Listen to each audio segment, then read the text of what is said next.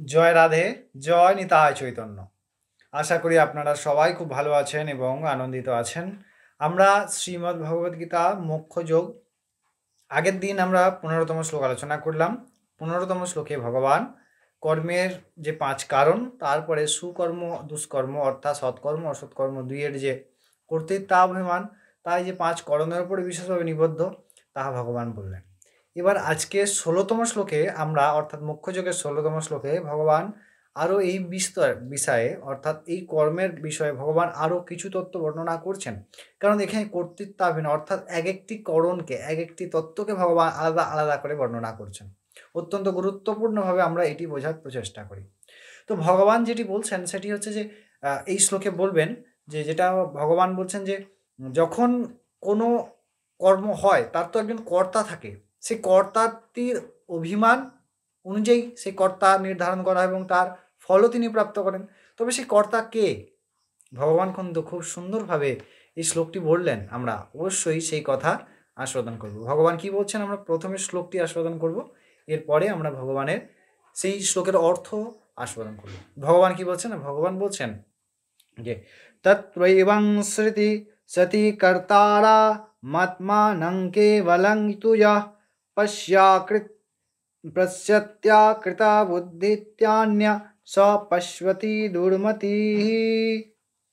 ভগবান বলছেন যে এই যে ৫টি কারণ তো আছেই, কিন্তু এই যে ৫টি কারণ থাকার ফলেও ব্যাপারে শুধুমাত্র শুদ্ধ তত্ত্ব বা আত্মাকে যদি আমরা কর্তা বলে মনে করি, তাহলে তাহা কিন্তু সম্যক নয়।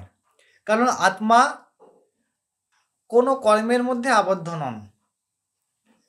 তাই এইখানে কিন্তু সুকর্ম দুষ্কর্ম অর্থাৎ ২ প্রকার আছে। কারণ আত্মা তত্ত্বকে যদি সুন্দরভাবে বুঝতে হয়, তাহলে এখানে প্রশ্ন একটি আসতেই পারে যে এখানে তো আত্মাকেই বলা উচিত, কারণ ভগবানই তো কর্তা, আমরা তো কর্তা নয়।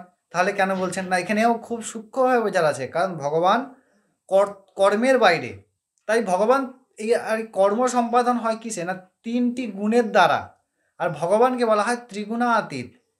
তাই সেই ত্রিগুণাতীত তত্ত্বকে ত্রিগুণাধীনের দ্বারা কোনোভাবে আবদ্ধ বা সংকোচন করা যায় না।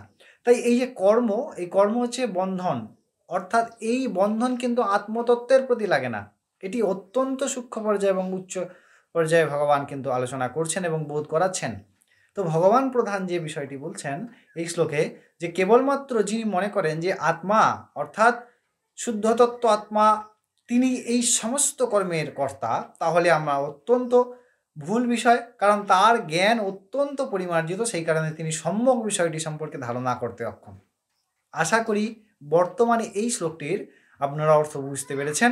আমরা আবার গতকাল পরবর্তী শ্লোক নিয়ে ফিরে আসছি। ততক্ষণ আপনারা অনেক ভালো থাকবেন, আনন্দিত থাকবেন। জয় রাধে, জয় নিতাই চৈতন্য।